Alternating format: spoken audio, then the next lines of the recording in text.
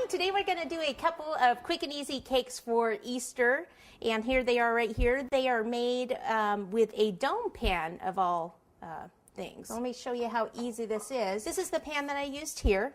Okay, so it's really actually a mini doll pan. This would be the dress of the mini dolls, but you can use it for all sorts of different animals and things. Just kind of think outside the box a little bit. I've seen dinosaurs made with it a lot, but today we're just going to make those. So you just spray the inside with just any kind of cooking spray, and then bake your cakes. Make sure that they actually come up to the top so that you have enough cake there. You would just cut the dome part off, usually before you remove it from the pan. It'd be easy. And then I like to either refrigerate or freeze the cakes before I work with them. So these actually, they're not totally frozen, but I did have them in the freezer for a little bit. One is iced, one isn't.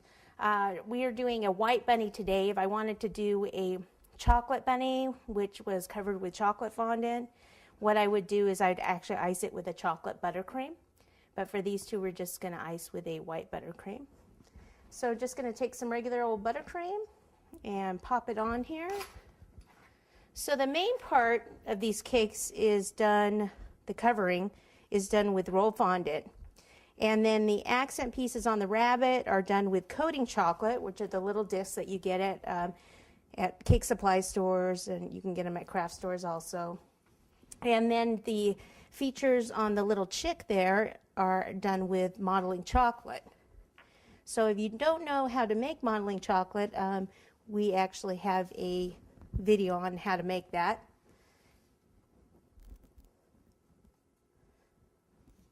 Okay, and you can also buy modeling chocolate too, but it's much easier to actually make it. So once I get it like that, then what I do is I use a piece of acetate paper.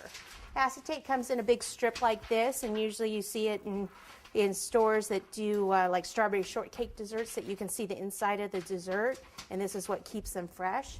But I just like to clip a little piece off, hold it in my hand like this and cup it, and then start from the bottom up, and then remove that excess buttercream. Now, if I weren't ready to cover these cakes right away, I would go ahead and pop them back in at least the refrigerator, if not the freezer.